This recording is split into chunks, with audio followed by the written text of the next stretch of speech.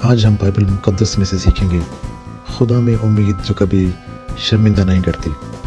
پیارے بھائی اور بہنوں، ہر انسان کو امید کی ضرورت ہے۔ امید کے بغیر زندگی ایک اندھیری رات بن جاتی ہے۔ آج بہت سے لوگ کامیابی کے باوجود خالی ہیں، ہنستے ہوئے اندر سے ٹوٹے ہوئے ہیں۔ خدا کو جانتے ہیں مگر اس پر بھروسہ نہیں کرتے۔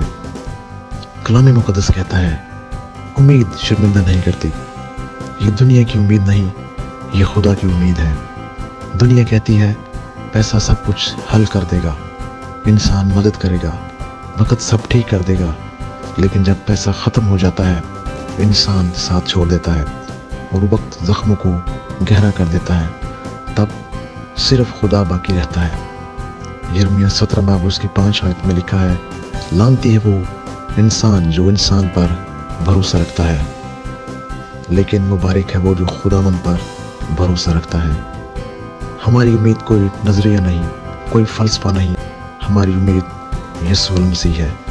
جب یسوع صلیب پر تھا تو سب نے سوچا کہانی ختم ہو گئی، لیکن خدا نے تیسرے دن امید کو قبر سے زندہ کر دیا۔ یسوع مسیح کے جی اٹھنے سے ہمیں زندہ امید ملتی ہے۔ آج بھی وہی یسوع بیمار کو شفا دیتا ہے، ٹوٹے دل کو جوڑتا ہے، مایوس کو امید دیتا ہے۔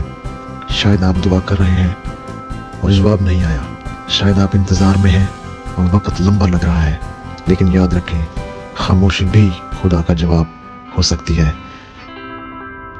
یسایہ 40:31 میں لکھا ہے، جو خدا ان پر امید رکھتے ہیں وہ نئی قوت پائیں گے۔